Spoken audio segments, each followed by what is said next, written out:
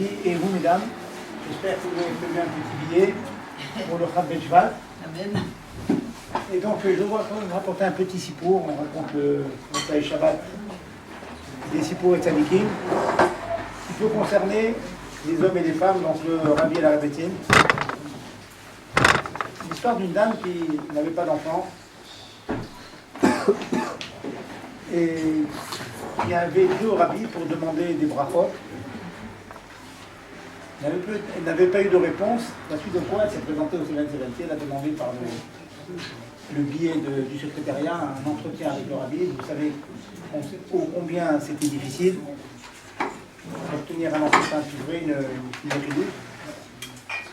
Finalement, lorsque le Rabbi est passé dans le couloir de la Tfila, elle a demandé au Rabbi, j'ai besoin de Yeshuot, j'ai besoin d'un enfant, j'en ai pas. Le Rabbi se tourne vers elle et il lui dit, prenez quelque chose sur vous, une mitzvah. Bon, le Rabbi passe, la femme mes boules étaient tout à fait dans son assiette, elle va voir le secrétaire, qu'est-ce qu'elle veut dire, prends sur moi, quoi prendre, quoi pas prendre. Le secrétaire lui dit, on va faire passer un papier au Rabbi, on va demander qu'est-ce qu'il vous propose. Elle a eu le mérite d'avoir une réponse. Elle dit, allumez les bougies de Shabbat. On a bien vu avant qu'elle n'allumait pas les néros de Shabbat. Pendant une année, elle a allumé les néros de Shabbat. Malheureusement, point d'enfant. Elle retourne au 770. Elle obtient un entretien avec la Rabbétine. Lui dit, la femme du Rabbi, oui, je suis du Rabbi. Elle lui dit, vous savez, votre mari ne tient pas ses promesses. C'est brutal. Pourquoi? Parce qu'il m'a promis, comme ça elle avait compris, que si je prenais quelque chose sur moi, et en l'occurrence il m'a lui-même proposé que j'allume les néros de Shabbat, eh bien j'aurai un enfant. Malheureusement, un an est passé, je n'ai pas d'enfant. La Rabbétine lui demande, mais qu'est-ce que mon époux vous a proposé? Il m'a demandé d'allumer les néros de Shabbat. Alors, moi je suis une femme extrêmement régulière, d'ailleurs régulière, j'allume constamment les néros de Shabbat, malheureusement, point d'enfant.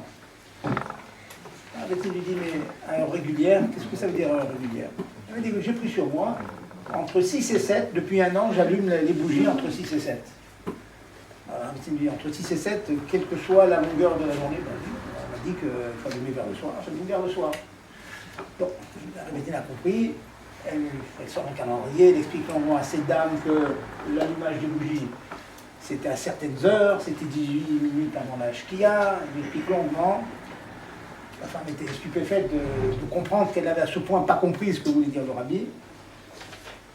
Et la suite de l'histoire raconte qu'elle est rentrée chez elle et que 9 mois après, elle avait un bel Zahra au Hachem. C'est une histoire qui dit le Rabbi avec la Rabbétine et puis les miracles que l'on a le mérite de vivre. Mais dans cette histoire, ce que j'aime, si je dis dans cette histoire, c'est qu'il y a la participation du Rabbi et de son épouse.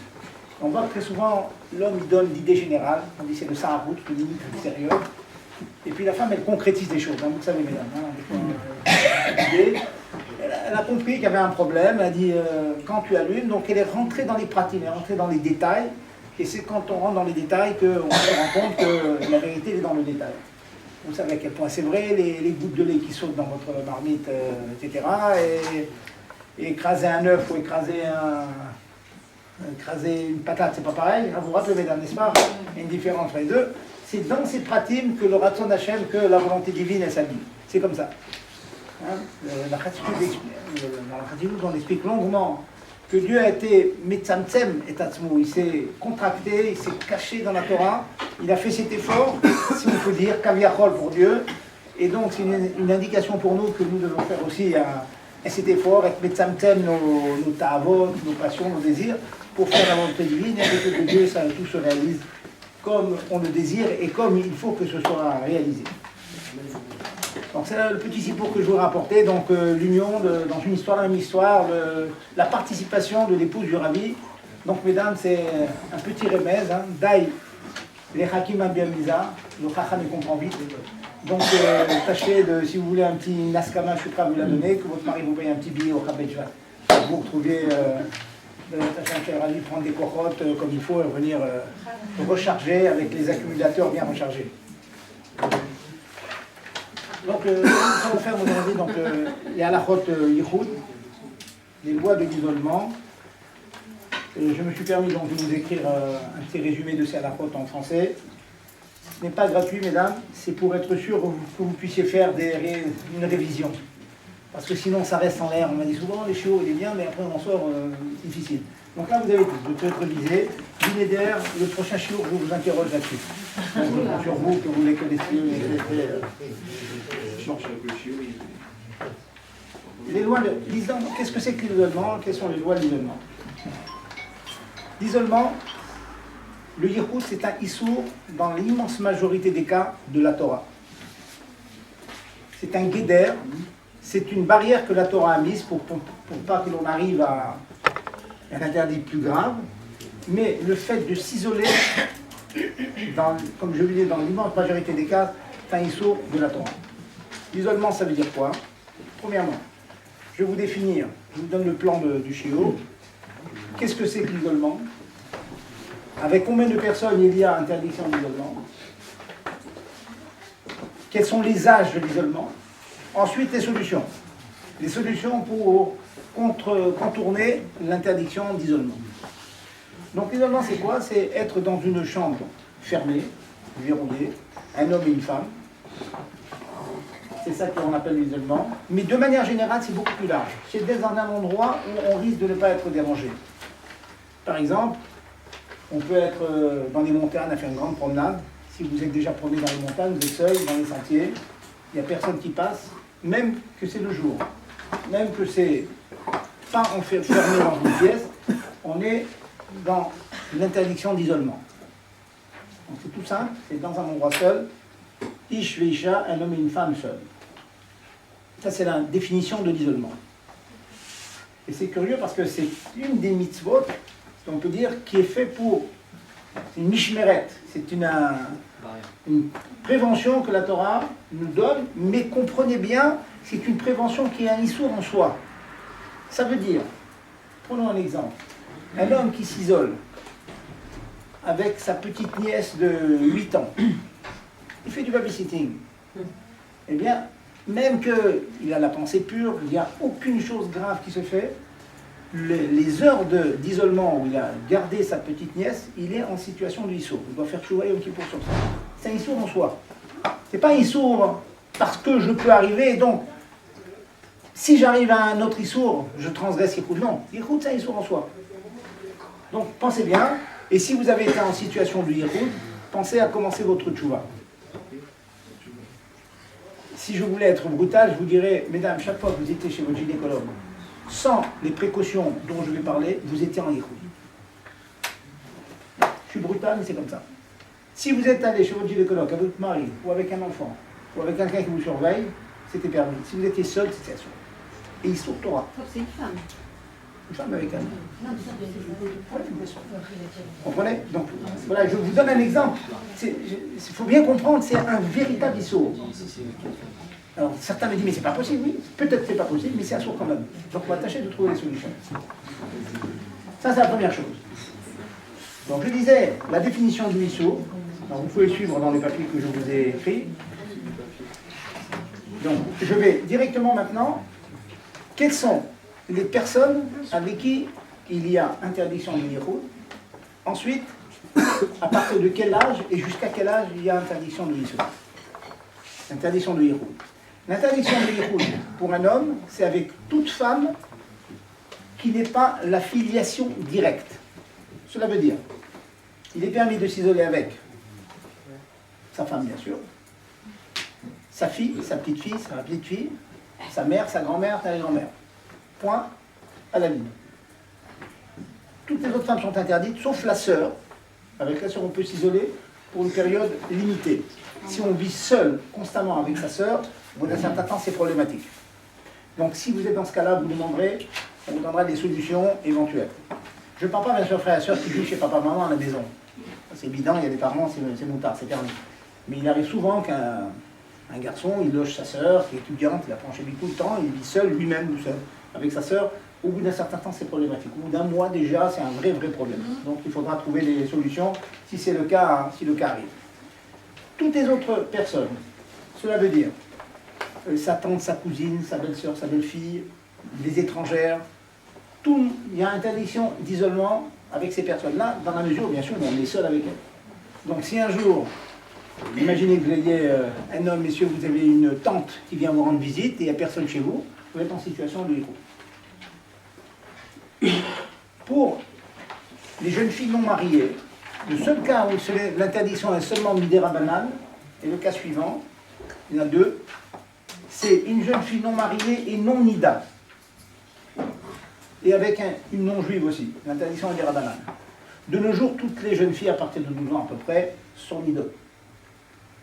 Sont statut de nida. Elles vont pas migrer, donc elles sont nida. Donc l'interdiction est un issour mi-deoraita, c'est un issour Torah. Donc une jeune fille avec un homme, imaginez votre fille, elle va prendre des cours de piano. Elle est seule, elle s'isole, c'est interdit. Donc il faut trouver, je vais vous donner les solutions tout à l'heure, instantanément. Mais pour l'instant, s'il n'y a pas les solutions que je proposais tout à l'heure, eh bien, il y a l'Irouba. Il m'est arrivé moi-même pour raconter une petite anecdote. Si ça vous dérange pas, je préfère faire le chiot. Notez les notes, c'est ce que je préfère. Hein. En plus, c'est filmé, donc ça fera je préfère vous dire tout, et ensuite toutes les questions viendront. Une anecdote personnelle, il est arrivé de rendre visite à ma maman, très tard le soir. Il s'est trouvé qu'en frappant à sa porte, je me suis retrouvé nez à nez avec sa sœur, ma tante, et ma maman était allée à une simcha. Donc elle rentrait 2 heures plus tard. Donc il n'y avait pas 36 choix, hein. Il était 11 heures du soir, il n'y avait personne. Donc c'était ou la tante qui devait partir, ou moi qui devais partir. Je lui ai proposé, elle m'a dit, bah, prends la porte. Bon, j'ai pris la porte, j'ai quand même laissé mes valises et j'ai pris la porte jusqu'à ce que ma maman rentre, et puis j'ai pu rester avec elle. Et j'ai pu rester avec elle que tant que je ne dormais pas. Parce qu'au moment du sommeil, tant que j'étais en présence, donc ma maman, elle était chômerette, j'expliquerai ça longuement tout à l'heure, elle était gardienne, mais la nuit, il faut 2 gardiens. Alors je n'avais qu'un seul gardien, donc je ne pouvais pas dormir. Il aurait fallu que chez maman, il y ait ma maman, une autre personne, un de mes enfants par exemple, et ma tante en question. Je vous mets déjà dans les conditions de permission. Vous voyez, une anecdote qui arrive et qui arrive, vous allez vous-même m'en raconter tout à l'heure, vous allez voir. Donc, les âges maintenant. Les âges à partir duquel il y a interdiction et le nombre de personnes avec qui il y a interdiction. L'âge de l'interdiction, ça va vous choquer, mais je vous le dis brutalement. Un garçon de 13 ans ne peut pas s'isoler avec une fille à partir de 3 ans. Donc, votre neveu qui a 13 ans, qui va vous garder la petite pour vous aller à un mariage, c'est pour de questions. Inversement, un garçon est interdit d'isolement à part... Je vais répéter tout à l'heure, que ce soit bien clair. Je me suis permis de l'écrire parce que je sais que se rappeler tous ces détails, c'est difficile, vous direz sur la feuille, mais en tout cas, un garçon, à partir de 9 ans, il est interdit de s'isoler avec une jeune fille bat mitzvah de 12 ans. Donc un garçon bar mitzvah de 13 ans, avec une petite fille à partir de 3 ans, et un garçon à partir de 9 ans, c'est-à-dire où il est susceptible de pouvoir faire une avéra, avec une jeune fille déjà bat mitzvah de 13 ans. Ce qui veut dire, c'est un cas qui est très pratique, retenez ce cas-là, si vous avez chez vous des cousins-cousines qui sont tous moins que bar mitzvah, un garçon de 12 ans par exemple, ou 12 ans et demi avec une fille de 11 ans, il n'y a pas interdiction d'Ichoud. C'est une bracha cette halakha, parce que très souvent, on est très dangereux, il y a des cousins-cousines en même temps. Donc l'interdiction, selon les âges que j'ai définis, c'est quand au moins un des deux a un âge de bar mitzvah. Si les deux ne sont pas arrivés à la bar mitzvah, yesh laquelle on peut permettre. Ça, ce sont les âges. Et bien sûr, les âges supérieurs, il n'y a pas de limite supérieure. Ça veut dire qu'un garçon de 9 ans ne veut pas s'isoler avec une vieille personne de 89 ans. Bon, le chiffre, c'est un chiffre.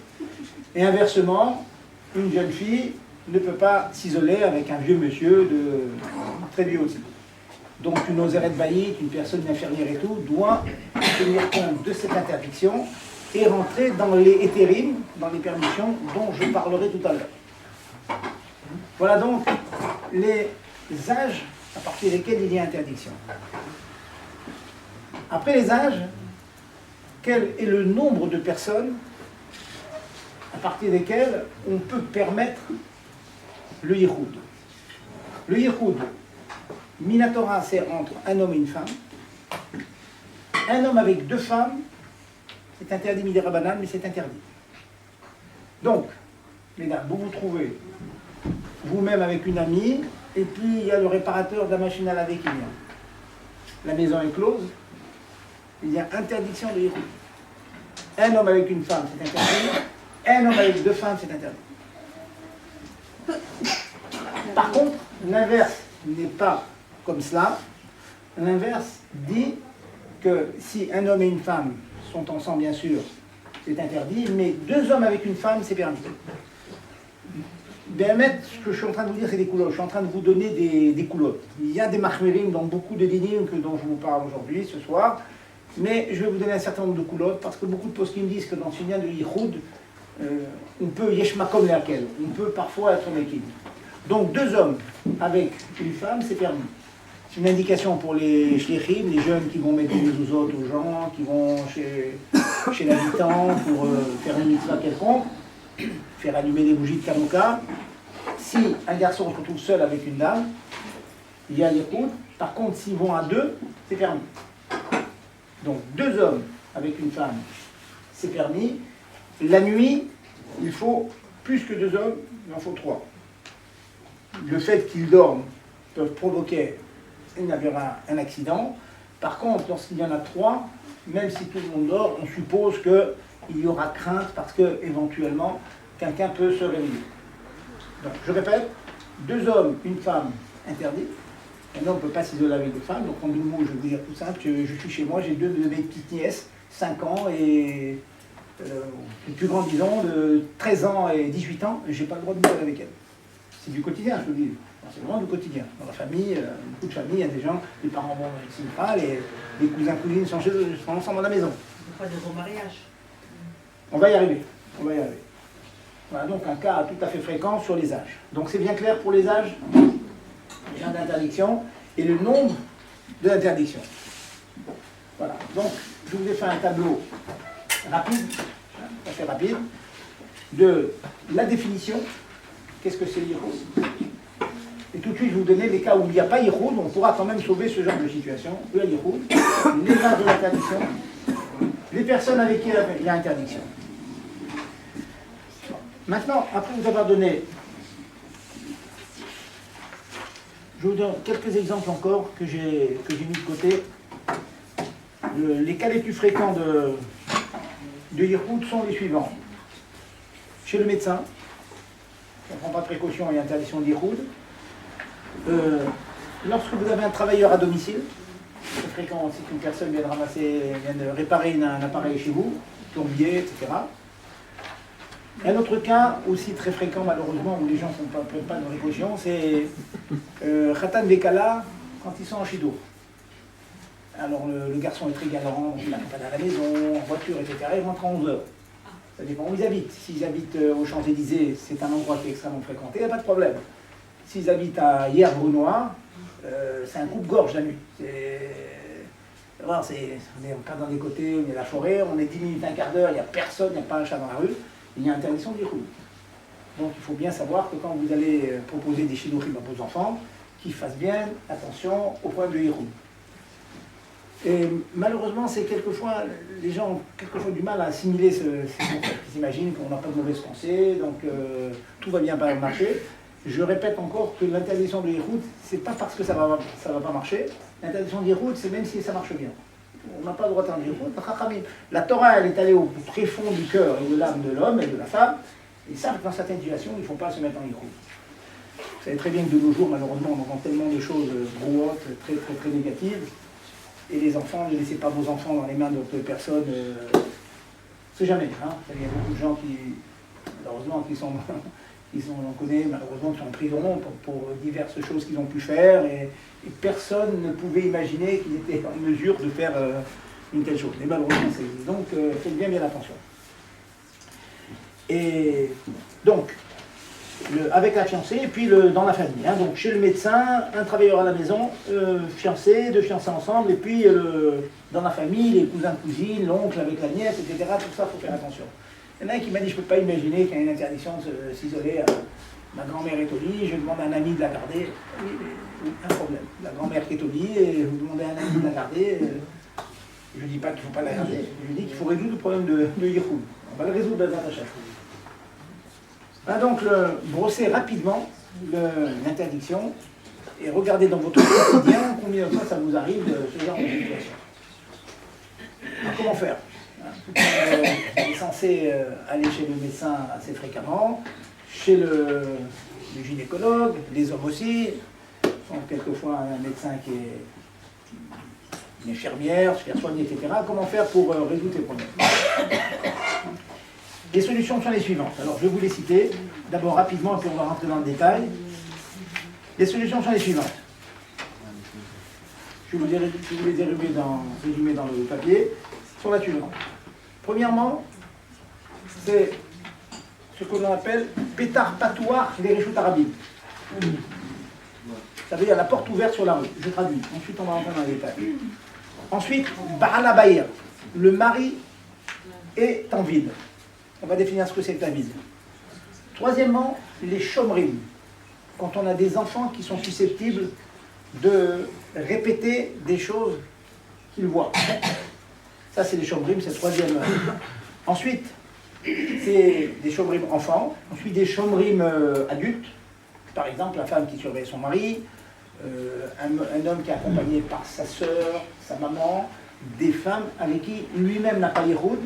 Donc, ces femmes-là avec qui il n'y a pas Yehoud feront aussi la seconde fonction de chomrim. Donc, un monsieur pourrait se lever avec une femme en présence de sa maman ou de sa sœur ou de sa fille. Parce que la maman, la sœur, la fille, éventuellement répéteront quelque chose de négatif qu'elle pourrait voir. Voilà. Alors, on va entrer dans les détails. Dans les détails, pétard patoire et réchute arabim. La porte ouverte vers la porte. Si vous êtes au 8e étage d'un gros immeuble, la porte ouverte, ça n'a pas beaucoup de sens. Pas beaucoup de sens. Un médecin qui se retrouve avec un patient chez un ami, et soit ce médecin, il se trouve au 8e étage, il me dit j'ouvre la porte. Je lui dis ouvre la porte, il me dit oui, j'ouvre la porte, je suis au 8e étage, il y a personne qui passe. Sur le palier, il y a deux maisons, la salle d'en face est toujours fermée, donc il y a tout.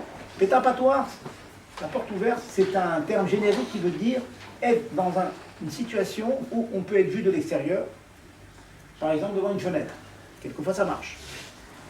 J'ai personnellement été confronté à cette situation. À un moment, mon épouse enseignait et j'étais à la maison pendant 1h30 en présence de la femme de ménage. Alors j'avais trouvé une solution, c'est qu'ils avaient un endroit dans ma maison. Je m'étais installé sur un bureau et il y avait une grande fenêtre à côté, j'étais vu de l'extérieur. Donc c'était une solution. Mais ce n'est pas toujours évident. Donc, solution, c'est être vu de l'extérieur. Quelquefois dans certains immeubles, vous êtes en face, il y a des personnes qui vous voient, et qui ne se gênent pas d'ailleurs de voir parfois. Et donc si on est vu de l'extérieur, ça marche. Si on n'est pas vu de l'extérieur, il y a une solution qui est moins bonne, mais qui marche aussi, c'est s'il y a des personnes qui peuvent éventuellement venir chez vous de manière impromptue. Et quelquefois, vous pouvez vous-même créer la situation. Je m'explique. Imaginez que la porte soit fermée, même verrouillée, fermée à clé.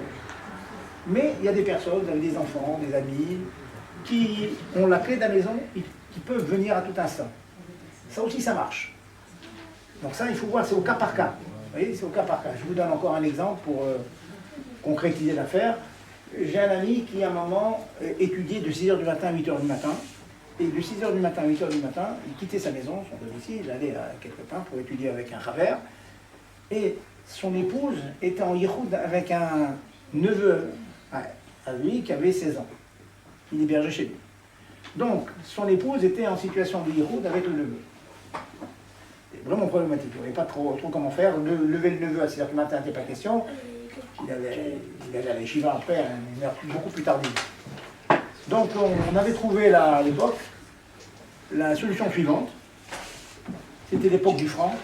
Et tu vas donner un petit billet de 100 francs à un bachour de la yeshiva. Et puis de temps en temps, une fois par semaine, une fois par mois, eh bien, il a la clé, il va chez toi, il va prendre un petit yaourt au frigo. Et donc, l'épouse et le cousin, sachant que, le neveu, sachant qu'il y a un bachour qui peut venir à tout instant, ça a sauvé le problème de Héroux. La femme a dit depuis, elle est paralysée, elle ne sort plus de sa chambre. Elle a peur de se retrouver nez à nez avec le bachour. Mais bon, en tout cas, dans les faits, voilà. Ça peut être une solution. Un médecin, dans les cas, il y a un médecin qui m'a dit, je ne vois vraiment pas comment je peux m'en sortir. Quelquefois, je suis avec la dernière cliente à 7h du soir, je suis seul. Ça marche, il faut trouver la solution. Bon, je lui ai proposé la chose suivante. Tu vas donner les clés de ton cabinet à ton épouse et à tes enfants. Et tu demandes à ton époux et à ton enfant de venir te faire une visite, même en bonne santé, au Hachem, pas forcément en étant malade, hein, te faire une visite, et c'est ce qui arrive. Donc son épouse et ses enfants, de temps en temps, ils vont voir le papa, on est venu voir si tout va bien. Mais sinon, j'insiste, il y a des cas où je n'ai pas trouvé de solution. Il faut que vous compreniez, j'ai un ami qui est médecin et qui a SOS médecin, il n'a pas de cabinet. Il y a une patiente qui lui téléphone, une patiente, disons le mot, il m'a dit, elle est jeune et jolie. Elle appelle à 11h du soir, elle est seule chez elle. J'ai dit, j'ai pas de solution. Il y a des solutions, on n'a pas de solution. La seule chose, peut-être, je dis, c'est que si ça t'arrive une telle situation, tu préviens ta femme et tu lui dis, écoute, si tu as des forces, tu viens me dire un petit bonjour. Mais sinon, comprenez, j'insiste, parce qu'il y a des fois, il n'y a pas de solution. Et s'il n'y a pas de solution, il dit à sa patiente, téléphone à quelqu'un d'autre. C'est un issue de Horaïta, il n'y a pas... Elle soit médecin, elle soit médecin ou l'autre. C'est ce que je dis. Oui, mais t'envoies un collègue. Enfin, s'il est de nuit, ça veut dire, voilà, un médecin, un médecin qui est de nuit. Mais on ne peut pas savoir sur qui il tombe. On ne peut pas savoir sur qui il tombe. Je dis bien, c'est ça qui est pire. C'est que quelquefois il tombe sur quelqu'un. La seule solution, c'est qu'auparavant, il prévienne son épouse. Il dit, je vais à telle adresse, j'y suis à peu près à telle. Ou alors, quand il arrive, il se trouve en Héroud. Il appelle tout de suite sa femme et il lui dit voilà, ben, sache que je suis là. Même quand on appelle quelqu'un, on ne sait pas si ça va être une fois ou un autre. Je suis d'accord, voilà. Je suis d'accord. Donc, on est bien. Voilà. Ce soir, je mets le point sur un problème à résoudre. Ce soir, je ne peux pas vous donner toutes les solutions. Je vais vous donner le maximum de solutions, mais je reconnais qu'il arrive parfois. Et la solution, c'est de partir. Je vous raconte l'histoire qui m'est arrivée personnellement. J'ai décédé ma vie, je suis parti, il n'y a pas de choix. Il faisait froid dehors. Je suis resté dans les couloirs.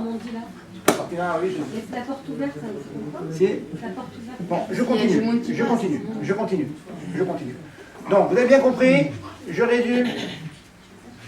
Petar patoir, la porte ouverte dans le Reshut Arabim. Je traduis des mots, la porte ouverte dans le domaine public. Je répète encore que si vous êtes au 8e étage et personne ne monte au 8e étage, ça ne sert à rien d'ouvrir la porte. Il n'y a personne qui passera, vous le savez très bien qu'il n'y a personne qui passe. Il y a le voisin, c'est le voisin. Encore une fois, je répète, s'il y a le voisin, c'est permis. S'il y a des gens qui passent, c'est permis. Mais je sais que la médecine montre, les faits montrent qu'il y a des personnes qui habitent au 8e étage et qui vous disent je ne vois personne 365 jours sur 365. Donc c'est à vous de voir la fréquentation du lieu dans lequel vous êtes. Ouais, si le voisin il sort 2 fois par jour, ça ne suffit pas. S'il sort 2 fois par jour et que vous êtes dans le champ de vision du voisin, ça marche. Oui, s'il est dans le champ de vision. Mais je sais que les faits montrent que quand je laisse la porte de mon appartement ouverte et que je suis dans la cuisine, personne ne me voit. Je vous ai dit tout à l'heure, personnellement avec la femme de ménage, je m'étais mis dans un endroit devant la fenêtre et j'étais vu tout le temps par les gens qui passaient. Encore une fois, il n'y a pas une réponse absolue. Mais ne soyez pas aveugle avec le mot j'ouvre la porte. Ça ne veut rien dire j'ouvre la porte. Et si on sort dans les escaliers, le temps qu'il répare chez nous, ça peut marcher? Je ne vous cache pas que pour continuer vite, je vais quand même reprendre le cours. Ensuite on ira aux questions. Je connais un ami qui est dentiste. Bon, on a longuement étudié à la crotte ensemble. Et il se trouve qu'il y a donc son aide, vous savez qu'un dentiste, ils ont toujours une aide qui aide, etc., qui font les pansements, etc. Alors quand il a des patients, et avec la secrétaire ça marche, mais les gens ont remarqué que très souvent, il téléphone, il est dehors. Alors, sa secrétaire, mais qu'est-ce que vous faites dehors? Il dit, je vous expliquerai un jour. Donc, quand il est seul avec la secrétaire, il sort, parce qu'il est seul avec elle, c'est tout. Et personne ne peut rentrer dans son cabinet s'il ne vient pas ouvrir la porte. Donc il a pas de chance. Voilà, un médecin qui est dehors, il n'y a pas de solution. Vous allez souvent le voyez dehors, il est avec sa blouse blanche, Et il est il dehors. ouvre pas la en train de porte. téléphoner. Ah, quand dans la Oui, rue. il est dehors. Il peut vous donner son nom, il est dehors. Si vous le trouvez dehors, c'est qu'il est seul avec sa secrétaire. Mais à partir de la nuit, en plus, même s'il y a un client, il y a deux femmes. Je sais, voilà. Moi, écoutez, je ne peux pas vous rêver tous les problèmes. Je vous mets au courant du maximum de problèmes et au cas par cas, on tâchera de les résoudre. Laissez-moi continuer, je préfère continuer. Je vais continuer le chiot, après on est là. Alors, Est-ce que Skype, c'est un chômeur? C'est un webcam.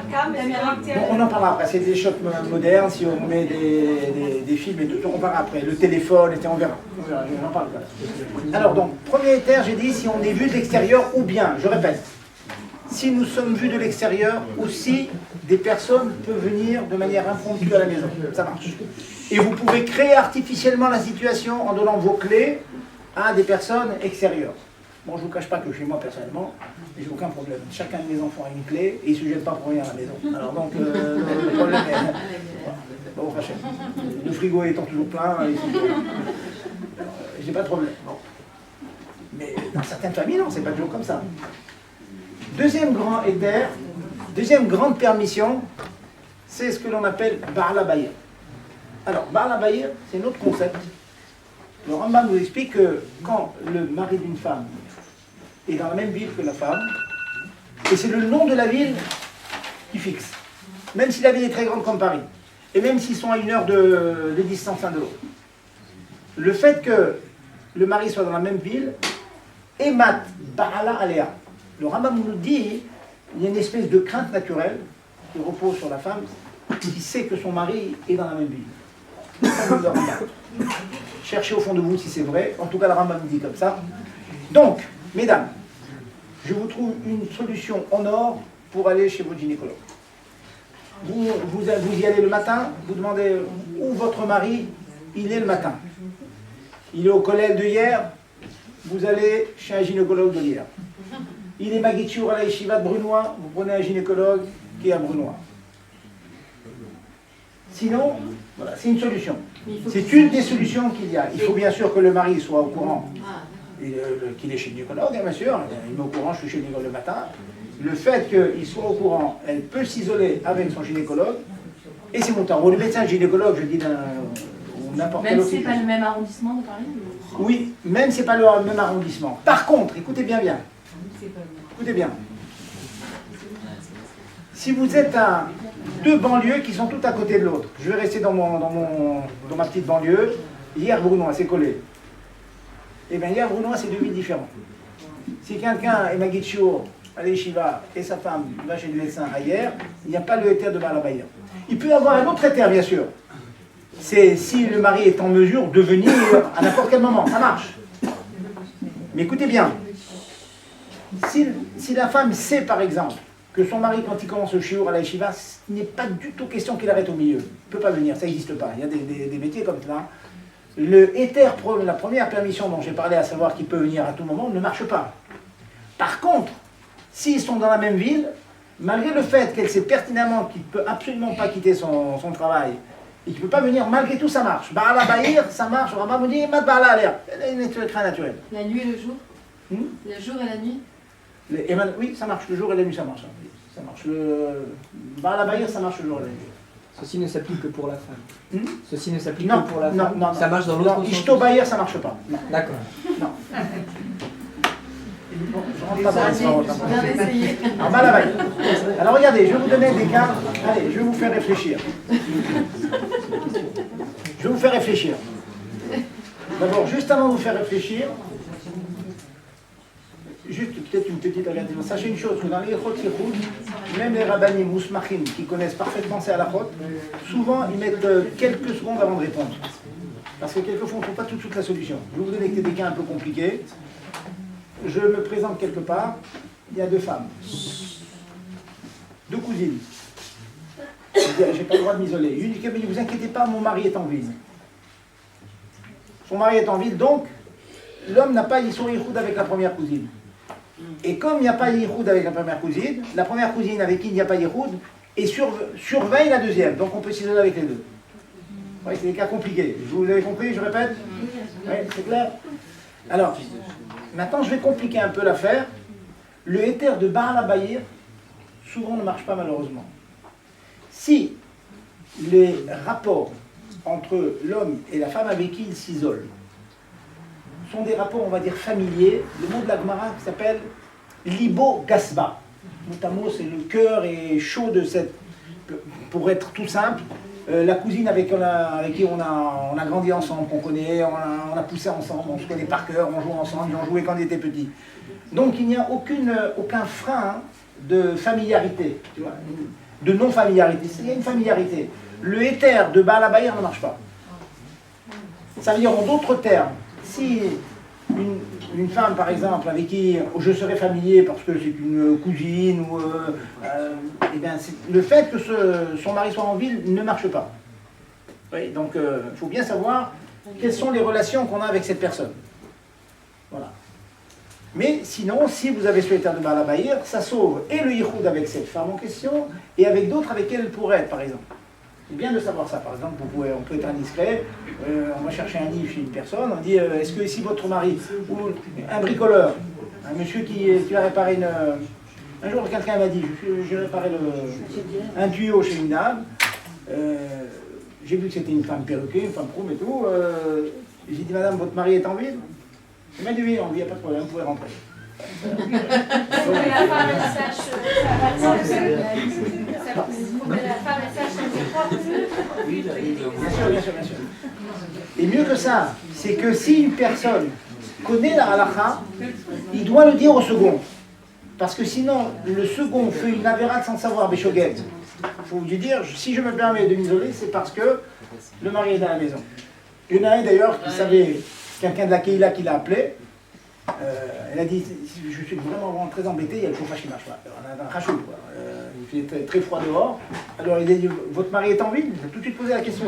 Elle a dit non, alors, je ne peux pas venir. Elle a dit, je laisse la porte ouverte. Ok, la porte ouverte. Alors, il a dit oui, mais la porte ouverte, ça ne marche pas toujours. Ça dépend si c'est fréquenté ou pas fréquenté. Bon, finalement, ils ont trouvé un éther. La chaudière était pile en face de l'ouverture de la porte. Donc, en ouvrant la porte, on voyait la chaudière. Donc, ça marchait. Mais c'est au cas par cas, pas toujours ça marche. Donc, dans la baille, je répète, on est vu de l'extérieur, pétard, patoir, les choutarabi. Deuxième éther qui s'appelle Baal Habayir. Baal Habayir, quand le mari est en ville.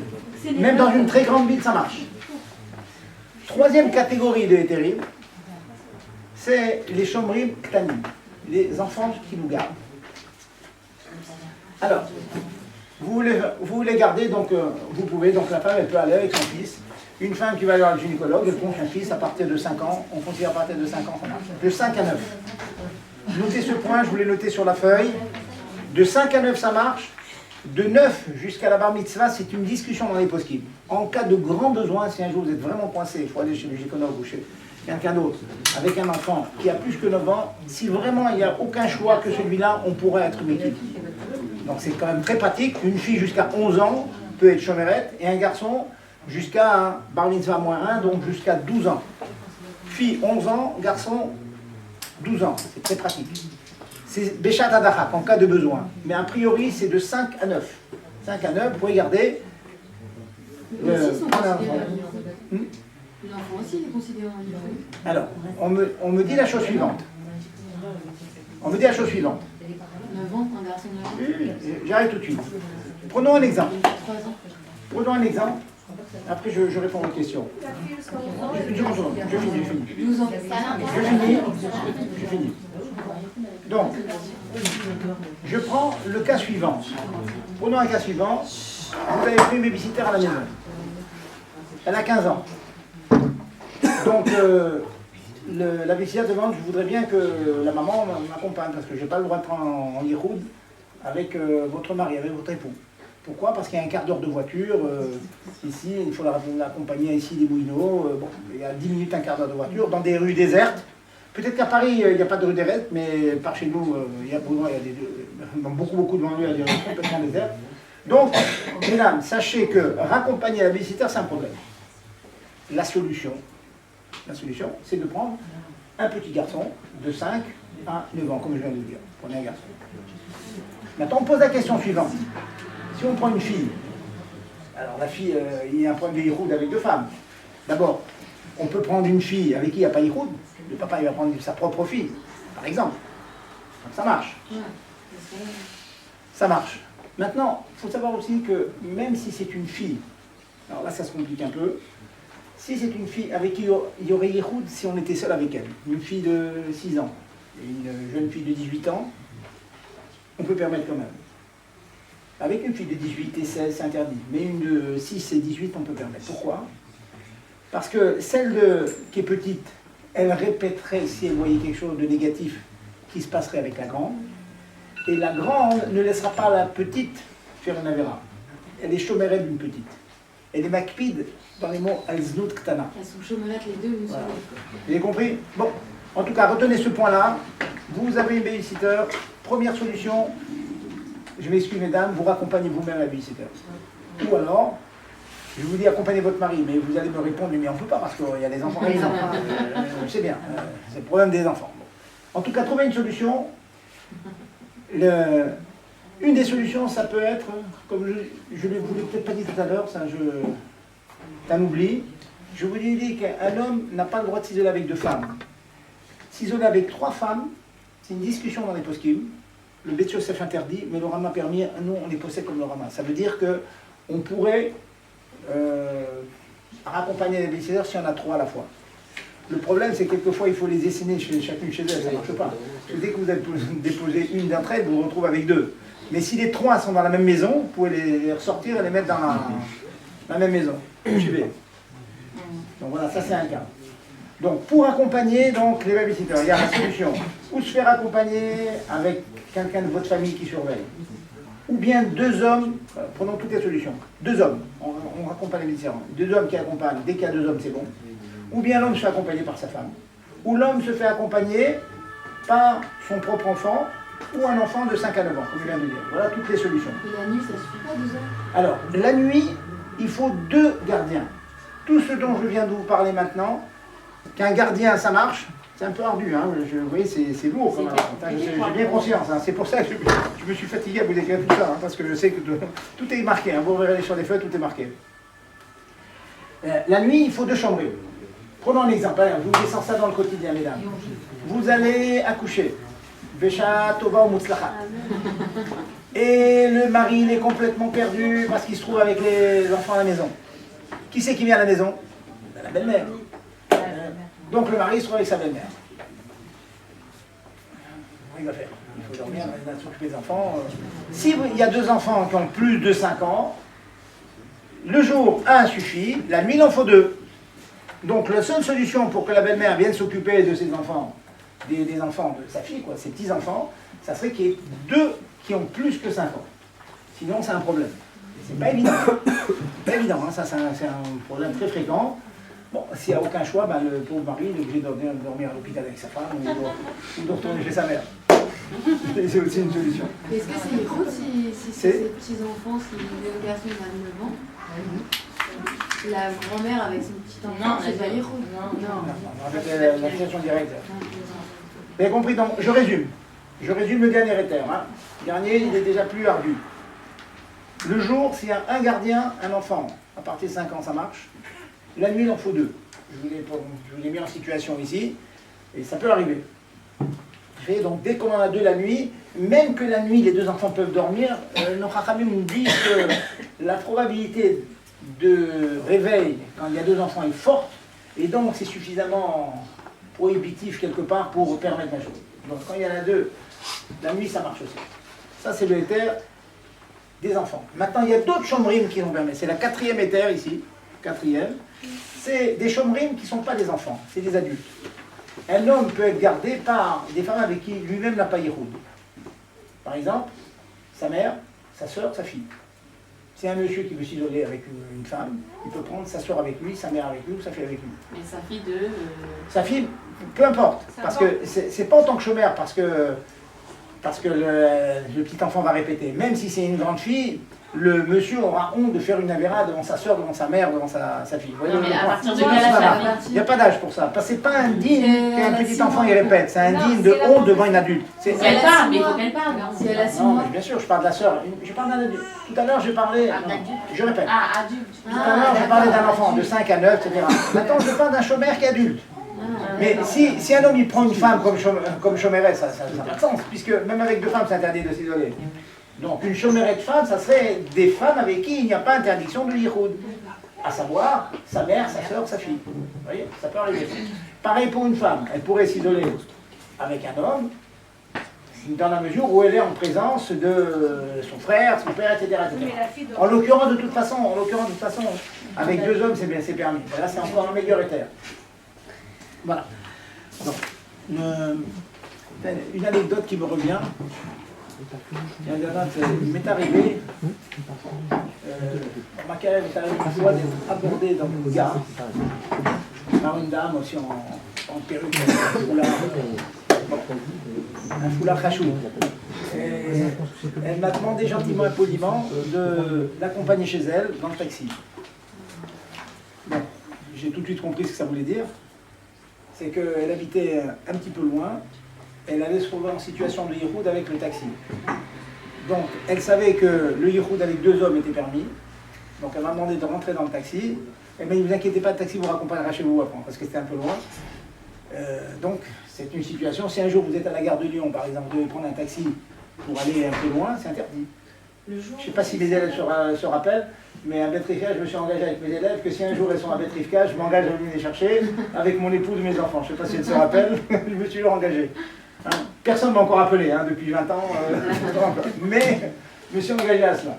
Donc, si vous êtes à Lyon, vous prenez un taxi, c'est interdit. Parce que ça dépend vous allez, bien sûr. Dans un endroit qui n'est pas fréquenté, vous êtes un quart d'heure, 20 minutes avec un taxi, c'est interdit. Donc, il faut avoir une autre personne avec vous. Alors, à partir de quel moment vous avez fréquenté? encore une fois, Comment on sait si c'est fréquenté? Encore une fois, je dis bien fréquenter, ça veut dire que c'est un endroit qui normalement, si c'est une route où vous avez une voiture par heure, c'est interdit. Ah, mais s'il y a des voitures qui Si passent. voilà, s'il y a des voitures qui passent, mais enfin je sais pas où vous habitez, mais je vous dis, je vous garantis monter en dessus de hier, Brunois, il n'y a personne. À côté de Paris, il y a personne. À Paris, par exemple. Non, sur les autoroutes, il n'y a pas de problème. Maintenant, il y a des aires de repos. Je ne sais pas si ça vous est arrivé. Il m'est arrivé d'être dans une aire de repos. Pas à Paris-Lyon, d'accord, mais dans des villages un peu reculés, une aire de repos est complètement déserte toute la nuit. Donc c'est interdit.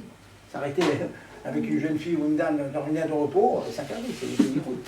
Il n'y avait personne. Ah, maintenant, il y avait une possibilité, une chance sur 10 000 qu'une personne vienne. Dans les faits, on est resté une demi-heure, il n'y avait personne qui est venu.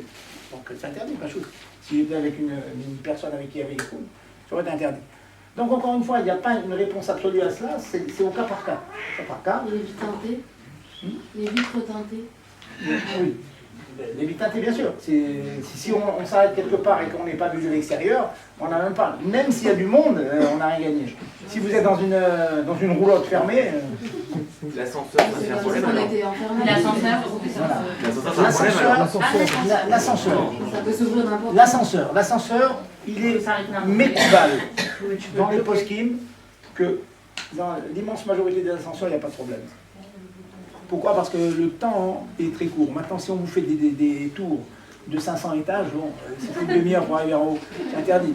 Mais en France, bon, ça dure combien? Une minute, c'est même pas quelques secondes de monter. En Suisse, ça s'arrête à plusieurs étages, donc c'est toujours une possibilité que les gens rentrent. Ça tombe en panne. Voilà, tu peux pas prévoir ça.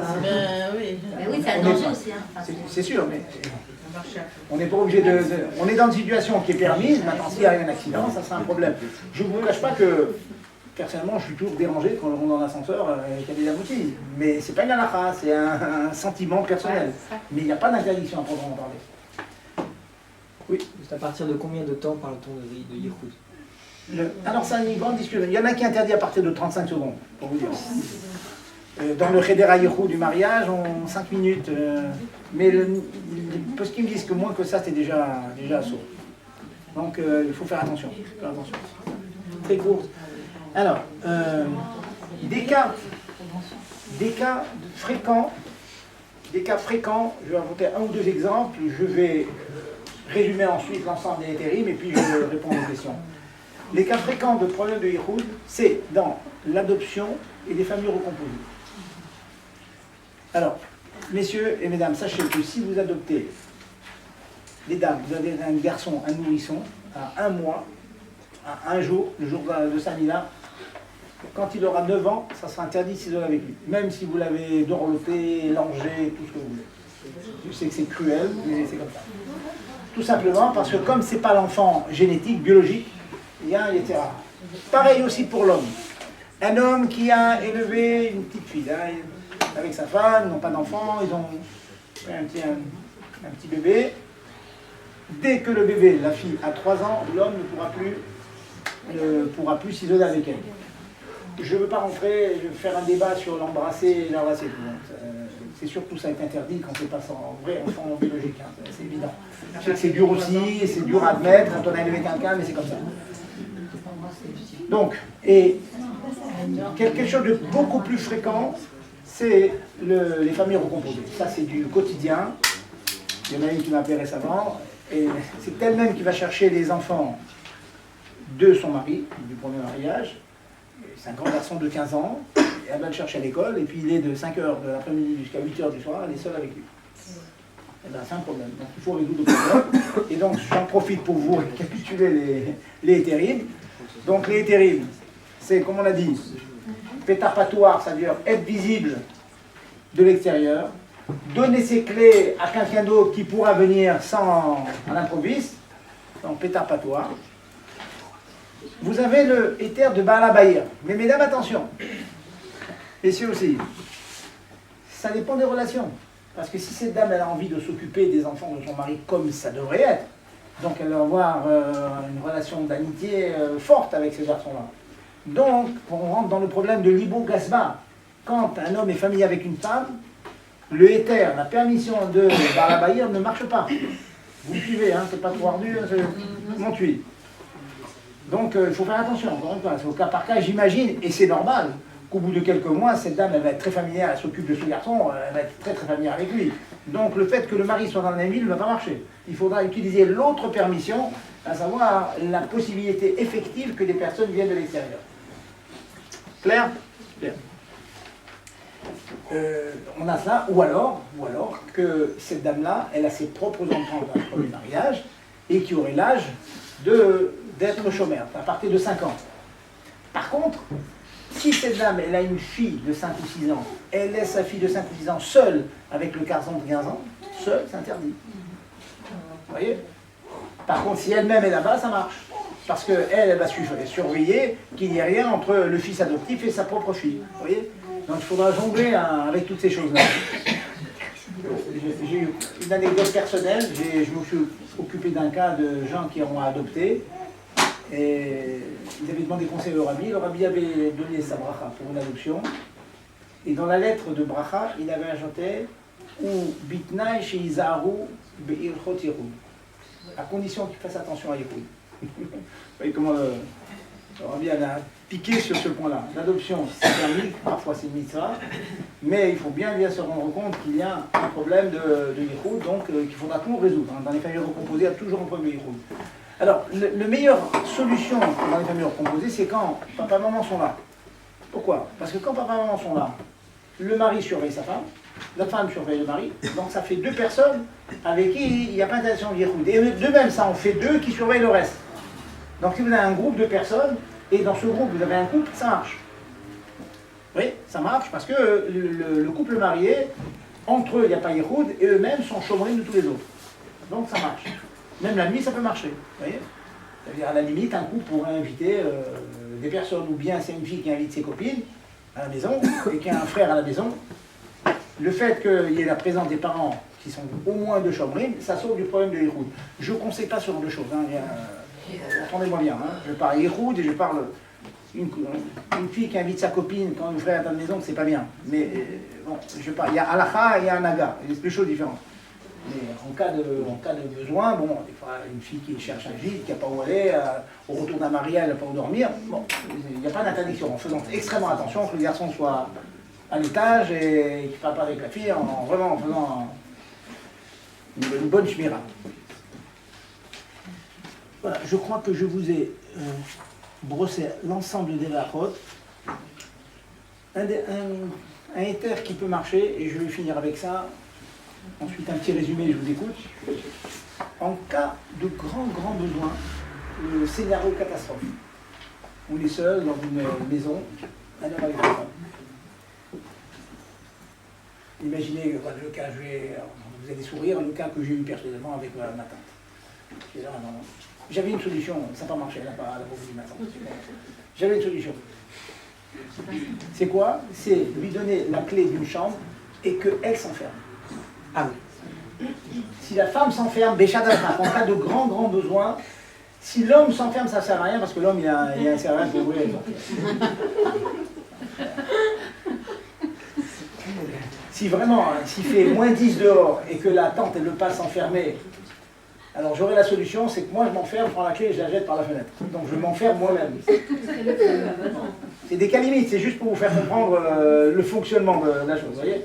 Ça marche. Si vraiment un jour vous êtes vraiment coincé, vous pouvez utiliser ce éther en cas de grand besoin. Si dans la nuit, si dans la nuit elle veut boire un verre d'eau, aller aux toilettes. Il n'y a pas de problème, sortir quelques instants, voilà. Ça peut arriver. Non, j'imagine le cas, on va imaginer des cas à catastrophe. Voilà, je rentre dans ma région, je rentre de Melun. Au Melun, je vois une dame qui fait signe comme ça, je la reconnais, c'est une ancienne élève avant de l'Africa. Elle dit voilà, j'ai un problème de voiture. J'ai dit mais je connais rien en des voitures. Alors qu'est-ce que je fais? Je suis en plein milieu de la route, c'est la nuit, elle est seule dans la forêt et tout. Qu'est-ce que je fais? C'est un problème ça. Bon, alors s'il y a quelques voitures qui passent, on va dire que je la prends dans la voiture, je l'amène chez elle. Si on n'a pas, c'est un problème. Peut-être que dans ce cas-là, vous savez qu'on est un Rabbi Nasiata d'Ishmael, quand lui il envoie des... J'envoie...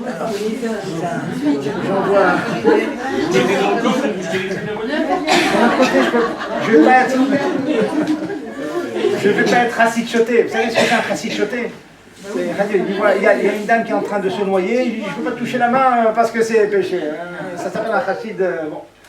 Bon, je crois que je serais resté sur place et j'aurais appelé au secours mes filles, ma femme. Voilà, je suis en situation de roue dans la forêt de Sénart. Le téléphone, vous avez dit avant que vous allez expliquer. Non, pour qu'ils viennent, pas pour. Si on est au téléphone avec quelqu'un, ça marche avec la femme? Non. Alors voilà, j'en profite pour répondre à la question de tout à l'heure. Non, le fait d'être au téléphone, ça ne marche pas du tout. Ça marche pas du tout.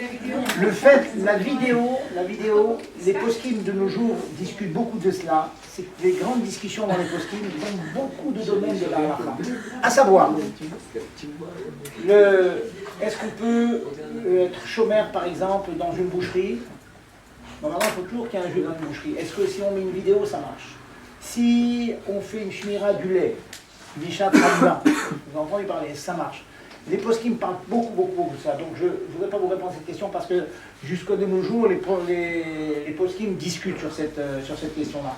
Mais il est certain que ça a des vraies vidéos de bonne qualité, ça aide beaucoup. Je ne veux pas donner une réponse que c'est permis, mais ça aide beaucoup, c'est sûr que ça aide beaucoup. Alors il est clair que la personne, dans ce cas-là, se mettra bien en face de la vidéo. Bien en vidéo, voilà. Par exemple, je téléphonerai chez moi, je vais demander comme vidéo, je dis je vais vous donner un chiour en attendant que... je donnerai un petit chiour en vidéo comme ça, en direct.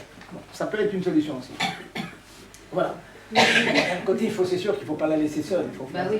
Si la femme elle est veuve et qu'elle a adopté un enfant et descend par un garçon. Eh bien, il faudra toujours une femme, voilà, ça fait partie des questions que j'ai soulevées aujourd'hui. Une veuve qui a élevé un enfant, c'est une grande mitzvah, c'est très bien. Mais si elle est seule avec cet enfant à la maison, c'est un véritable problème. Elle ne peut pas rester seule avec lui. Quel âge il a? Il a plus de 9 ans? Non, il a 10 ans. 10 ans, elle ne peut pas, cette veuve ne pas vivre seule avec le garçon d'avancée. Je sais que ça te paraît cruel ce que je dis, hein. Je ne dis pas... Il faut trouver une solution. Vous avez une solution, madame, vous adoptez une petite fille aussi, même deux, comme ça vous avez 2 chambres de la nuit. C'est une solution. Vous adoptez 2 enfants et ça marche. Voilà, donc je vais résumer. Alors essayez de capter une dernière fois. Donc je vais résumer. Vous avez compris que les routes, c'est toute situation où on est seul, on est femme seule, même le jour, même que vous êtes à l'air libre, sous le soleil. S'il n'y a personne, c'est interdit. les nombres de personnes, 2 hommes et une femme, c'est permis. 2 femmes et un homme, c'est interdit. Avec 3 femmes, on peut permettre, comme le cas des babysitters dont je vous ai parlé tout à l'heure. Les âges, pour une fille 3 ans, pour les garçons 9 ans. Si les deux ne sont pas bar mitzvah, c'est permis. Ensuite, ça c'est l'interdiction. L'interdiction Minatora, c'est pratiquement avec toutes les femmes, c'est Minatora. Parce que toutes les femmes, pratiquement, à partir de 12 ans, sont midotes. Dès qu'une femme est mida, l'interdiction des roues des Minatora. L'interdiction du familial, c'est bien sûr la source de recta, c'est carré, donc c'est interdit. Les solutions, brièvement, les cas fréquents, avant les solutions, les cas fréquents, je vous l'ai dit, c'est quand la famille proche est à la maison, cousin, tante, etc., oncle, chez le médecin, le réparateur à la maison, sont des cas fréquents, et le khatan des calams, les cas les plus fréquents de Yihoud. Et que les gens font, la vérité, sans vergogne, hein, je ne vous cache pas que il n'y a pas de choix, le réparateur est bien, il n'y a pas de choix. Il y a le choix, c'est que la femme s'en aille pendant qu'il est là, hein, entre autres. Mais si c'est le prix à payer, il faut partir. Il ne faut pas rester, franchement, c'est interdit, c'est interdit. C'est pas de... Je ne suis pas en train de vous dire des roumois ce soir. Au contraire, je lui dis mon coup de coulotte. Mais il faut savoir que c'est comme interdit. Donc il faut trouver des solutions.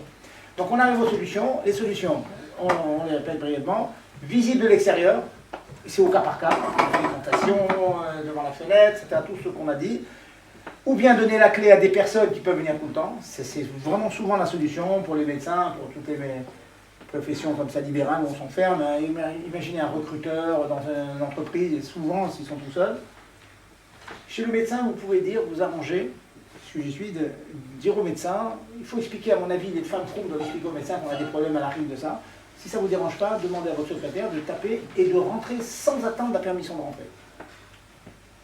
Ouais, tape, docteur, vous avez tel client qui vient, elle comprend, une fois qu'elle est éduquée, ça marche. On a beaucoup de médecins qui sont au courant des problèmes des juifs religieux, et ils jouent le jeu. Il faut les éduquer, et puis ça marche. Ça leur fait beaucoup de clients, vous inquiétez pas, ils sont bien contents. Donc si la secrétaire peut rentrer à n'importe quel moment, c'est plus... Voilà, dès qu'une personne peut rentrer à n'importe quel moment, ça sauve le verrou. Donc ça c'est pétarpatoire. Le deuxième éther, c'est je conclue, après je réponds à vos questions. Le deuxième éther, c'est Baal Habayit, comme j'ai expliqué, le mari dans la même ville, même à Paris qui est très grande, mais c'est limité au fait qu'il n'y ait pas trop de familiarité entre cet homme et cette femme. Ensuite, il y a des chomrim, les gardiens. Les gardiens sont des enfants de 5 à 9, où on peut aller jusqu'à 1 an moins que la bar mitzvah, le cas échéant, en cas de besoin.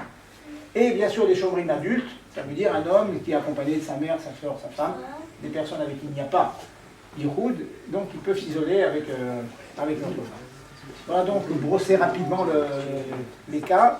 Maintenant, c'est au cas par cas, et une fois que vous aurez fait une bonne révision des 2 feuilles que je vous ai distribuées, je vous conseille vraiment que chaque fois que vous avez une chéla de téléphoner. Parce qu'il y a beaucoup de cas qui sont un peu semblables au cas que j'ai cité ce soir, mais il y a une petite différence parfois, et donc il faut décider si c'est oui permis ou c'est interdit. Donc n'hésitez pas à téléphoner, à appeler un rave dès que vous avez le moins de sa tête. Mais je pense que si vous apprenez par cœur les 2 feuilles que j'ai distribuées, vous pourrez répondre à une grosse partie des chélotes, des questions. Oui, maintenant ça y est. Je suis à vous. Quand vous parlez d'un jour. Le jour, si un enfant il dort. Donc c'est le jour, mais il dort. Est-ce que c'est bon ou alors, il dort, il faut 2? Non, s'il dort, ça ne marche pas. Alors tout à l'heure, j'ai dit la chose suivante. Le jour, j'ai dit tout à l'heure la chose suivante. Le jour, un chômeur suffit, la nuit, il en faut 2. Alors on me pose la question suivante, le jour, un chômeur suffit parce qu'il est réveillé. S'il dort, et bon, au Hachem, il y a des enfants, quand il dort, ça ne marche pas le jour. Donc c'est un enfant réveillé. Et j'ai envie de vous dire, madame, même la nuit, si par exemple vous avez un chômeur jusqu'à 9h, 10h du soir, à l'heure où l'enfant est réveillé encore, il n'y a pas de problème. C'est quand le petit commence à être fatigué, veut aller dormir, alors là il faut dire au monsieur, bon monsieur, ça y est, mon fils il veut dormir, vous partez. Vous voyez ce que je veux dire? Enfin, monsieur, ça fait 12 cousins, quelqu'un de la famille. Donc, quand on dit la nuit aussi, c'est pas une xératakato. Ça veut dire c'est l'heure où les gens vont dormir. Si maintenant, dans les faits, les 2 garçons sont encore réveillés, ça reste permis. Par exemple, quand je vais raccompagner quelqu'un, je prends 2 chômeurs. Je peux prendre un chômeur la nuit. Si j'accompagne une babysitter, par exemple, j'ai un chômeur, c'est sûr qu'ils ne vont pas dormir. Il faut 10 minutes pour l'amener chez elle, elle ne va pas dormir pendant ces 10 minutes. Donc, c'est moutard. Oui. J'ai entendu qu'il y a une notion de Yihoud avec le computer, Internet et toutes ces choses. Un homme seul devant l'ordinateur, ça peut avec être une femme. Vous dites qu'il y a Yehoud. Il tchatche avec une femme, il est seul de la maison. Moi, je dis que c'est. Moi, j'ai mon petit avis très humble. C'est beaucoup plus grave que Yehoud, les rapports avec Internet. Parce que quand vous êtes le réparateur, il vient pour faire une fonction bien délimitée. Alors que sur Internet, on se connecte pour se raconter des choses intimes. Ça, vous rentrez dans un débat, madame, on n'est pas sorti. Et c'est un bon débat. Hein. Ça, si vous voulez que je vienne en parler. Donc si l'enfant il dort, il faut 2 enfants qui dorment.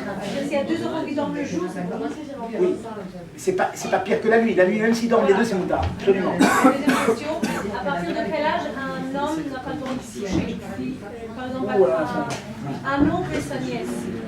Donc à partir de 3 ans, c'est Yichoud, mais toucher, tenir la main, tenir... Normalement, il faut, dès qu'on peut ne pas toucher, on ne touche pas. C'est pas marqué clairement dans les poskim, ces choses-là. Et le contraire, une tante avec son neveu. Oui, j'aurais préféré que vous ne me posiez pas ces questions, parce que... en vérité, sa nièce, il ne faut pas l'embrasser, il ne faut pas la toucher, c'est tout. Non, mais tenir les petites, il faut tenir traverser la rue. Non, si c'est... Non, c'est une autre question. Si vous dites qu'il n'y a aucune riba, il n'y a aucune riba, parce qu'on n'a aucune riba, c'est juste pour lui faire traverser la rue, ça on peut permettre. Mais dès l'instant, pareil, il faut éviter ces jours-là. Le Rambam il dit sur ça, je ne vais pas rentrer dans Moutarasso. Le Rambam il dit c'est Davar Mechoua. Je vous traduis les mots. Moutamo Mechoua. Vous connaissez le mot, c'est dégoûtant, on va dire. Hein. Il faut pas. Je sais que c'est très. Dans certaines familles, c'est mes coubelles, le neveu, je t'embrasse. Je sais que c'est très pénible ce que je dis. Je parais pour un fanatique, un taliban. Je sais, c'est très actualisé maintenant. Mais il ne faut pas faire ça. Il faut pas faire ça. Je sais que. À partir de 3 ans, oui, il y en a qui vont dire 4 ans, c'est pas très grave, mais à mon avis, à partir de 3 ans, il faut arrêter. pour un garçon de vent, avant Même quand ils sont Ouais, bébés. mais même avant, à mon avis. Quand ils sont bébés, Il vaut mieux éviter les embrassages. Je ne parle pas d'accompagner madame, je ne parle pas de tenir la main. oui, mais embrasser. Mais dès que c'est des actes de riba, il faut éviter. Si ce n'est pas la mère, vraiment la filiation directe, il faut éviter. Et si je me permets de vous dire, malheureusement, les rabbinim sont au courant de beaucoup de choses, même s'ils ne sont pas curieux. Il n'y a aucune interdiction avec les grands-parents. Et j'ai malheureusement connu des cas, des grands-parents qui sont maintenant en prison parce qu'ils ont fait des attouchements avec leurs petits-enfants. Il faut savoir, il faut éviter. Achek minakio vers me domelo. Un mot de nos sages. Quand c'est en public, quand c'est... toute la famille est là. Oui, encore une fois, non. Je ne veux pas interdire, avec le grand-père et la grand-mère, c'est permis. Ce que je veux dire, même dans les cas permis, on voit des choses de nos jours. Les notions sont tellement maintenant galvaudées, écrasées, donc il faut éviter. Moi, Vous dites que c'est pas qu'il faut éviter, on ne parle pas d'un bébé, on parle vraiment quand il commence à avoir 2 ans, 3 ans. Quoi. Ah, bébé, non. Bébé, bon, ils sont d'accord. 3 ans pour une fille, un garçon, c'est aussi 3 ans ou 9 ans? Moi, j'ai le droit de Encore une fois, c'est pas marqué clairement dans les postes qui malades, mais moi, mon conseil, c'est qu'il faut éviter d'embrasser. Si c'est pas votre propre fils, c'est éviter d'embrasser. Évitez de rentrer. C'est pas votre fils, embrassez vos enfants personnels. Les autres, les cousins, il vaut mieux éviter. Un truc à 15 ans et je veux garder sa soeur qui a moins de 9 ans. C'est tout le temps faut Rambam dit c'est d'abord le roi. C'est pas bien, c'est pas bien, c'est pas bien. Je dis pas que c'est interdit, je dis que c'est pas bien. Non, gardez. C'est pas bien. Non, gardez. Ah, gardez. Excusez-moi, répétez le cas. Garder sa soeur. On peut garder sa soeur, pas Yahoud. Une petite fille. Frères et sœurs, c'est interdit s'ils vivent constamment tout seuls ensemble. Non, il y a les parents, mais là, il doit la garder. Il n'y a pas de problème. C'est bien. C'est bien. C'est vrai que c'est écrit. Attendez, mesdames, si vous voulez bien, on va essayer de faire profiter tout le monde. S'il y a une question, je la répète, que tout le monde en profite. Alors, vous levez la main, sagement. Et allez, qui... Dans la Gemara, c'est écrit qu'un frère qui embrasse une sœur, c'est choté. C'est le Rambam qui dit ça. Choté, non? Davar Mechoua. Non, mais c'est pas écrit une autre phrase qu'il est idiot, il est imbécile. Bah, c'est difficile. C'est type, c'est Mechoua, c'est marqué comme ça. Bon. Ça dépend de quel âge aussi. Bon, ok, revenons à Yehoud, ça c'est des... Yehoud, allez. Oui. Je remplace un médecin dans son cabinet et il y a souvent bien sûr des femmes qui viennent consulter.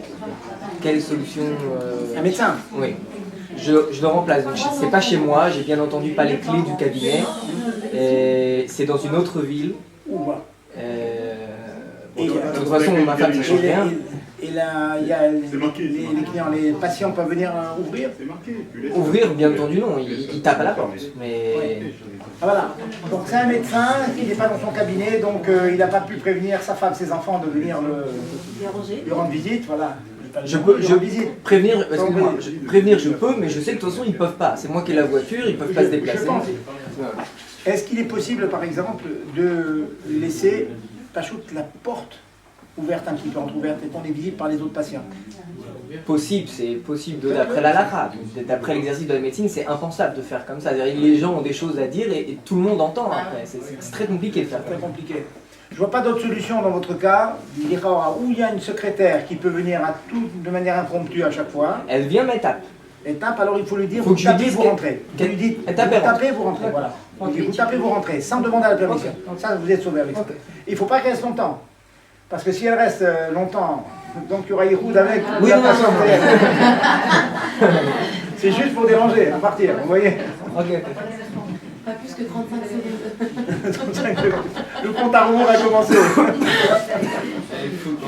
Oui. Donc, quand vous avez dit 2 hommes et chômeur, une femme, il parlait de 2 juifs, hein, c'est ça? Oui, 2 hommes. 2 hommes juifs avec. Oui. D'accord, pas de goy. Alors, on me demande la question suivante. 2 hommes avec une femme, j'ai dit que c'était moutard. Il me demande est-ce que c'est 2 hommes juifs. Si c'est un des deux, si c'est 2 non-juifs, c'est interdit. Si c'est un juif et un non-juif, c'est une discussion dans les poskim. Il vaut mieux éviter, sauf en grand cas de... Si c'est 3 goyim? 3 goyim aussi, il ne faut pas. Troutsim, c'est marqué. Troutsim, même plusieurs, on évite. Ça déroule, il y a des solutions. C'est 2 juifs et une femme, hein, c'est ça. Mais dis-toi avec un femme, ça vient. Moi j'ai un généraliste qui n'a pas de secondaire. Mais ça m'est déjà arrivé, je vais chez lui, ça m'est déjà arrivé de voir des patients qui vont rentrer alors qu'il y avait un patient dedans. Ça marche aussi. Ça marche. Ça veut dire que je pourrais y aller sans avoir aussi, voilà. On me donne, mesdames, on me donne le cas suivant. Il n'y a pas de secrétaire, mais c'est Mekoubal apparemment. On connaît un médecin qui, apparemment, elle a vu dans les faits que les patients se permettent de taper et de rentrer sans attendre la permission. Ça m'est déjà arrivé au moins 2 fois depuis que voilà. je l'ai. Ça marche. Ça marche. Par contre, vous savez qu'il y a chez les médecins, c'est des terreurs. Hein. C'est pas des shalom de rentrer avec un patient. Dans ces cas-là, je vous dis, il n'y a pas de réponse absolue. C'est vraiment au cas par cas. Il y a des gens chez qui les gens rentrent très facilement, il y en a d'autres. C'est pour ça qu'au début, j'ai commencé avec le gynécologue. En général, c'est admis que c'est une coupable qu'on ne rentre pas comme ça chez le gynécologue, bien sûr. C'est pour ça qu'il faut vraiment trouver des solutions, j'en ai parlé. On choisit une femme. Si par exemple, là, le cabinet de ce médecin-là, on peut entendre des fois, on entend si une personne parle un peu fort dans le bureau. Les autres patients, ils peuvent entendre des mots. Est-ce que ça pourrait ça marche pas. Il peut y avoir toutes sortes d'avérotes qui sont sans cachette, en parlant. Si on va chez le docteur et qu'on sait que collé à son cabinet, il y a sa femme qui habite à côté. Sa propre femme? Ouais. Alors, ouais, je dois faire. Alors, si on, le yichoud, bon, je vais te donner. Le yichoud. Il est goy, hein. Le yichoud avec un médecin, quand sa femme est à côté, si ce sont des Yehudim, c'est moutard. S'ils ne sont pas des Yehudim, c'est très curieux, c'est marqué que c'est assourd. La femme ne protège pas son mari. Ouais, mais c'est un peu curieux parce que l'Europe des divorces chez les goïms, c'est quand il y a des conflits. Donc dire que la femme n'est pas magpite sur le dos de son mari, c'est un peu difficile. En tout cas, c'est marqué comme ça. C'est marqué comme ça que le héter ne marche pas. Chez les goïms, ça ne marche pas. C'est un peu drôle, mais c'est comme ça. Si on prend un enfant, mais il attend dans la salle d'attente. Alors, ça marche, mais il faut dire à l'enfant, si tu t'ennuies un peu, tu rentres. Si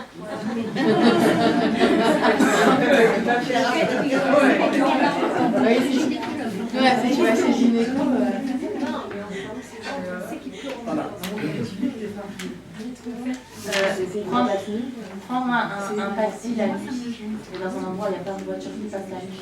Ah oui, si vous êtes sûr. Ah oui, si vous êtes à Paris et qu'il va prendre des grandes artères, oui, c'est sûr. À Paris, il y a beaucoup de monde. Mais je sais que par chez nous, il y a prenez un taxi, c'est sûr. Encore une fois, c'est au cas par cas. Si j'appelle mon mari, qu'il entend toute la discussion. Ça marche pas. Ça marche pas du tout. Mais si on fait Skype, ça peut aider. Non, tout à l'heure, je vous ai dit, s'il y a une vidéo, c'est différent. Mais le... Mais si je fais comme ça, je fais Skype, il n'a pas Ça marche pas, madame. Pas de magouille. L'esprit des gens est très compliqué. L'esprit des gens est très compliqué. Le Yitzhara est très malin. Non, parce que tu peux préenregistrer et le mettre devant, tu sais, il y a plein de magouilles. Autre question, mesdames? Comme une caméra. Tu remets en boucle et ça Autre question? Non, mais normalement, quand on sait parler, de répondre. Ça arrive en live. En live. Je reprends dans mes notes. Oui, je réponds à votre question. Je vois un autre cas qui peut vous arriver, c'est le yichoud. Bon, j'ai parlé dans le cas inverse. Une personne qui est seule avec la seconde femme de son père. Bon, on en a parlé du cas inverse tout à l'heure, c'est dans les familles recomposées. C'est évident que c'est interdit. Allez, madame. Oui, les fils, les neveux, les enfants des sœurs ou les enfants des frères, c'est la même chose? Pareil. Ah bon? Pareil. Pourquoi ça serait différent? Parce que les enfants des frères, c'est pareil. Pourquoi? Je sais pas. C'est pareil. C'est différent. Les sœurs des sœurs. Tu préfères tes sœurs ou tes frères ou pas? Je répète ce que j'ai dit tout à l'heure. Les uniques cas de yichoud permis, c'est la filiation directe. Père, mère, grand-mère, arrière-grand-mère et fils-fille. Mais il n'y a pas de compte d'âge. Il n'y a pas de limite d'âge. Un garçon de 9 ans avec une grand-mère de 100 ans, c'est assaut. C'est assaut. Tout seul. Pas la grand-mère, une autre, pas sa grand-mère à l'air. Sa grand-mère, c'est permis. Est-ce qu'un enfant éveillé à 4 ans peut être un chômeur? Bon, on demande la question suivante.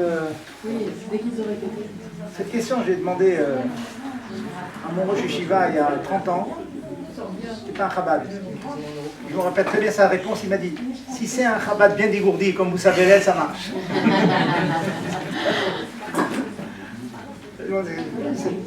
Cet homme de 4 ans, il peut parler Baruch Hashem, vous fait un film de tout ce qu'il a vu. Oui, ça marche. Voilà. C'est d'autres questions? C'est clair, mesdames? Donc je compte sur vous. Tout le monde a eu la feuille là? Moi, j'ai pas eu. Oui, allez-y. Mais pourquoi cette page Alors, je compte sur vous, vous faites une petite révision. De 4 ans à 9 ans, l'âge. S'il est plus âgé, c'est encore mieux, non? C'est ce que je me suis dit. Excusez-moi, pourquoi